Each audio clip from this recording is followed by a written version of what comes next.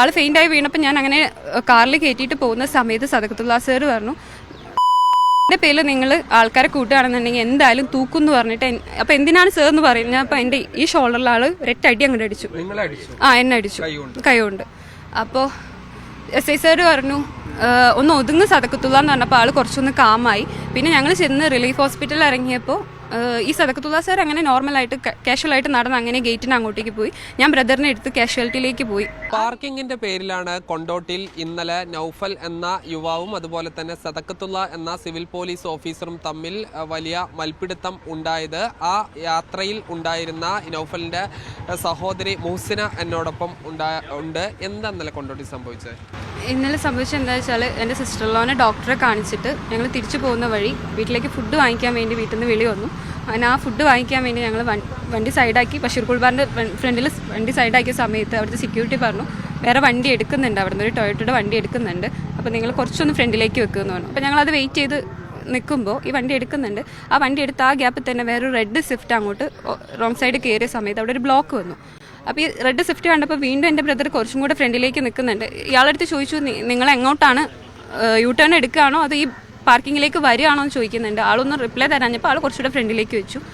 ഈ പറഞ്ഞ സദഖത്തുള്ള സാർ വന്ന് ഞങ്ങളുടെ വണ്ടിയുടെ ബാക്കിൽ ഒരു 3 തട്ട് കെട്ടി ഫ്രണ്ടിൽ വന്നിട്ട് ഒരു ഫോട്ടോ എടുത്തു. എൻ്റെ ബ്രദർ ഗ്ലാസ് കൊത്തിയിട്ട് ചോദിച്ചു, എന്തിനാണ് സാർ ഫോട്ടോ എടുക്കുന്നത്, ഞങ്ങളോട് ഇങ്ങനെ സെക്യൂരിറ്റി പറഞ്ഞിട്ടല്ലേ ഞങ്ങൾ ഇവിടെ നിർത്തുന്നതെന്ന് ചോദിച്ചു. അപ്പോൾ ആൾ ഭയങ്കര വൃത്തിയായിട്ട രീതിയിൽ നീ ആരാടാ ഞങ്ങളെ ചോദ്യം ചെയ്യാൻ, പോലീസിനെ ചോദ്യം ചെയ്യാനൊന്നും പറഞ്ഞാൽ അതിൽ നിന്ന് അങ്ങനെ വലിച്ചിറക്കിയിട്ട് കഴുത്തിന് പിടിച്ചിട്ട് നീ പോലീസ് സ്റ്റേഷൻ കയറിയിട്ട് പോയാൽ മതി എന്നാൾ പറഞ്ഞുകൊണ്ടിരിക്കുന്നത്. പിന്നെ ഞാനും വണ്ടിയിൽ നിന്ന് ഇറങ്ങി ചെല്ലുമ്പോൾ ഞാൻ കാണുന്ന സീനെന്ന് പറയുന്നത് കഴുത്തിന് പിടിച്ച് ഷോൾഡറിലും പിടിച്ചിരിക്കുന്നതാണ്. നീ പോലീസ് സ്റ്റേഷൻ കയറിയിട്ട് പോയാൽ മതി. അപ്പോൾ എന്താണ് കാരണം എന്ന് പറയുകയാണെങ്കിൽ ഞാൻ പോരില്ല എന്ന് എൻ്റെ ബ്രദറും സ്റ്റേൺ ആയിട്ട് പറയുന്നുണ്ട്. അപ്പോൾ അവിടെയുള്ള സറൗണ്ടിങ്സിലുള്ള എല്ലാ നാട്ടുകാരും കൂടിയിട്ട് പറഞ്ഞു കൊണ്ടുപോകാൻ പറ്റില്ല, അവൻ്റെ ഭാഗത്ത് ഒരു തെറ്റുമില്ല, അവൻ പിടിവിട്, അവൻ ഓടിപ്പോകാനൊന്നും പോകുന്നില്ലല്ലോ, ഞങ്ങൾ ഇത്രയും പേര് ഇവിടെ ഇല്ലേ, പിടിവിടെന്ന് പറഞ്ഞിട്ട് പോലും അയാൾ പിടിവിടാണ്ട് ബ്രദറിനെ അങ്ങനെ മുറുക്കി പിടിച്ചിട്ട് ആൾ ഫെയിൻ്റായി, തല ഇറങ്ങിയിട്ട് വീണു എൻ്റെ ബ്രദർ. ആ വീണ സമയത്ത് അപ്പോഴേക്കും അവിടെ SI വന്നു. ആളുടെ പ്രൈവറ്റ് വെഹിക്കിളിലാണ് വന്നേക്കുന്നത്. അങ്ങനെ ആ പ്രൈവറ്റ് വെഹിക്കിളിൽ ഞങ്ങളെ കയറ്റിയിട്ട് ഹോസ്പിറ്റലിലേക്ക് കൊണ്ടുപോകുക. ആ ഹോസ്പിറ്റലിലേക്ക് കൊണ്ടുപോകുന്ന അതേ സിറ്റുവേഷനിൽ ഈ സദഖത്തുള്ള സാറും ഞങ്ങൾ അതേ വണ്ടിയിലുണ്ട്. SI സാറും സദഖത്തുള്ള സാറും എൻ്റെ ബ്രദറും. ഡിസയർ ആയിരുന്നു, വൈറ്റ് ഡിസൈറിലാണ്. പോലീസുകാരൻ SIനെ വിളിച്ചതാണോ? അവിടെയുള്ള ആള് വിളിച്ചതല്ല, ആൾ ആരെക്കൊണ്ട് പോലീസ് സ്റ്റേഷനിലേക്ക് വിളിപ്പിച്ചിട്ട് വന്നതാണെന്ന് തോന്നുന്നു. അങ്ങനെയാണ് എനിക്ക്, പിന്നെ ഞാൻ ആ സിറ്റുവേഷനിൽ എനിക്ക് അറിയില്ല. അപ്പോൾ അവിടെയുള്ള സറൗണ്ടിങ്സിലെ ആൾക്കാർ പറഞ്ഞുകൊണ്ടിരിക്കുന്നുണ്ട് ഇയാൾ ഇതിൽ 4ാമത്തെ കേസാണ് ഇപ്പോൾ ഈ വന്നേക്കുന്നത്, ഇതിൻ്റെ മുന്നേ ഒരു 3 കേസുണ്ട്, കാണുന്നവരൊക്കെ എടുത്തിട്ട് അടിക്കും, ഭയങ്കര അരഗൻ്റ് ആയിട്ടുള്ള ഒരാളാണ് അവിടെയുള്ളവരെല്ലാവരും ലോക്കൽസ് പറയുന്നുണ്ട്. എൻ്റെ അടുത്ത് പറയുന്നുണ്ട് നിങ്ങൾ പോയി കംപ്ലയിൻറ്റ് ചെയ്യുന്നു. അപ്പോൾ ഈ ഒറ്റയ്ക്കുള്ള സിറ്റുവേഷനിൽ എന്ത് ചെയ്യണമെന്ന് അറിയാണ്ട് ഞാനിങ്ങനെ എൻ്റെ ബ്രദറിനെ വിളിച്ചുകൊണ്ടിരിക്കുന്നുണ്ട്. ആൾ വരാമെന്ന് പറയുന്നുണ്ട്. ആൾ കുറച്ച് അപ്പുറത്തായിരുന്നു. ഈവൻ ഇതിൻ്റെ പേരിൽ അവിടെ ഒരു ബ്ലോക്കും വന്നിട്ടുണ്ട്. അങ്ങനെ ആൾ ഫെയിൻ്റായി വീണപ്പോൾ ഞാൻ അങ്ങനെ കാറിൽ കയറ്റിയിട്ട് പോകുന്ന സമയത്ത് സദഖത്തുള്ള സാർ പറഞ്ഞു എൻ്റെ പേരിൽ നിങ്ങൾ ആൾക്കാരെ കൂട്ടുകയാണെന്നുണ്ടെങ്കിൽ എന്തായാലും തൂക്കും എന്ന് പറഞ്ഞിട്ട്. അപ്പോൾ എന്തിനാണ് സാർ എന്ന് പറയുന്നത്? അപ്പോൾ എൻ്റെ ഈ ഷോൾഡറിൽ ആൾ ഒരൊറ്റടി അങ്ങോട്ട് അടിച്ചു. എന്നെ അടിച്ചു കൈകൊണ്ട്. അപ്പോൾ SI സാർ പറഞ്ഞു ഒന്ന് ഒതുങ്ങ് സദഖത്തുള്ള എന്ന് പറഞ്ഞപ്പോൾ ആൾ കുറച്ചൊന്ന് കാമായി. പിന്നെ ഞങ്ങൾ ചെന്ന് റിലീഫ് ഹോസ്പിറ്റലിൽ ഇറങ്ങിയപ്പോൾ ഈ സദഖത്തുള്ള സാർ അങ്ങനെ നോർമലായിട്ട് കാഷ്വലായിട്ട് നടന്ന് അങ്ങനെ ഗേറ്റിന് അങ്ങോട്ടേക്ക് പോയി. ഞാൻ ബ്രദറിനെ എടുത്ത് കാഷ്വാലിറ്റിയിലേക്ക് പോയി. ഈ വീൽ ചെയറിൽ അങ്ങനെ പോയി സമയത്ത് അവർ പറഞ്ഞു അസാൾട്ട് എടുക്കില്ല. അപ്പോൾ എൻ്റെ ബ്രദറിനെ വിളിച്ചിട്ട് എന്തായാലും നിങ്ങൾ എവിടെയാണെന്ന് വെച്ചാൽ പൊയ്ക്കോ എന്ന് പറഞ്ഞു SI. അസാൾട്ട് എടുക്കില്ല എന്ന് പറഞ്ഞപ്പോൾ പിന്നെ നമുക്കൊന്നും ചെയ്യാനില്ല, ഇവിടെ കുന്നുമല വേണമെങ്കിൽ അവിടെ പൊയ്ക്കോ എന്നുള്ള രീതിക്ക് പറഞ്ഞപ്പോൾ ഞാൻ എൻ്റെ ബ്രദറിനെ വിളിച്ചിട്ട് അങ്ങോട്ടേക്ക് വരാൻ പറഞ്ഞു ഹോസ്പിറ്റലിലേക്ക്. അപ്പോഴേക്കും SI പറഞ്ഞു നിങ്ങൾ നിങ്ങളുടെ പ്രൈവറ്റ് വെഹിക്കിളിൽ പൊയ്ക്കോ, ഞാൻ വരാം എന്നുള്ള രീതിക്ക് പറഞ്ഞു. ഞങ്ങൾ അവിടെ ചെന്ന് നോക്കുമ്പോൾ ഈ സദഖത്തുള്ള സാർ അവിടെ അഡ്മിറ്റ് ആയിട്ടുണ്ട്. അവിടെ ചെന്നപ്പോൾ ഡോക്ടേഴ്സിനായാലും ഭയങ്കര അരഗൻ്റ് ആയിട്ടാണ് സംസാരിക്കുന്നത്. നിങ്ങൾക്കൊരു കുഴപ്പമില്ല എന്ന് എൻ്റെ ബ്രദറിൻ്റെ അടുത്ത് പറയുന്നത്. ഈവൻ അവൻ്റെ നെറ്റിയിലായാലും കഴുത്തിലായാലും ഈ പിടിച്ച മാർക്കും നെറ്റിയിലൊക്കെ ഉണ്ട്.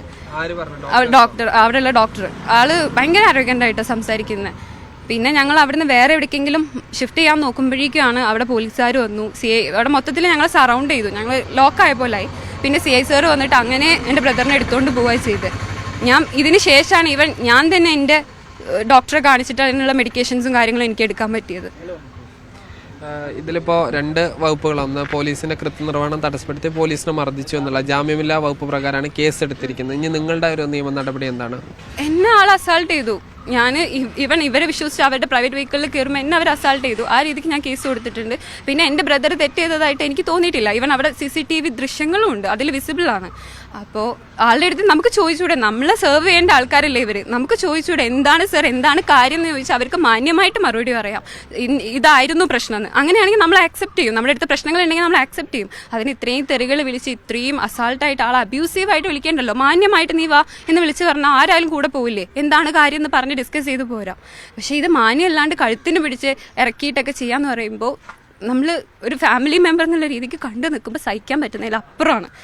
ഇപ്പോൾ ഈ ജില്ലാ പോലീസ് മേധാവിക്ക് പരാതി കൊടുത്തിട്ടുണ്ട്. അവർ DYSP ഓഫീസിലേക്ക് വിളിച്ച് പറഞ്ഞിട്ടുണ്ട് 2 ദിവസത്തിനുള്ളിൽ കാര്യങ്ങൾ റെഡി ആവും എന്ന് പറഞ്ഞു. നീതി കിട്ടുന്നതാണ് പ്രതീക്ഷിക്കണമെന്ന് അറിയില്ല. കാരണം ഓപ്പോസിറ്റ് നിൽക്കുന്നത് ഇത്രയും വലിയൊരു ടീംസ് പോലീസുകാരാണ്. നമുക്കറിയില്ല നമ്മളെ സെർവ് ചെയ്യേണ്ട ആൾക്കാർ നമ്മൾ എവിടെ കൊണ്ടിടും എന്നറിയില്ല. പോരാടും. എന്തായാലും ജില്ലാ പോലീസ് മേധാവി ഇത് സംബന്ധിച്ച് അന്വേഷണം നടത്തുന്നുണ്ട്. സ്പെഷ്യൽ ബ്രാഞ്ചും ഇത് സംബന്ധിച്ച് റിപ്പോർട്ട് ജില്ലാ പോലീസ് മേധാവിക്ക് ഉടൻ തന്നെ കൈമാറും. ക്യാമറ പേഴ്സൺ ജിഷ്ണു മീനങ്ങാടിക്കൊപ്പം സാജിദ് അജ്മൽ, മീഡിയ 1 മലപ്പുറം.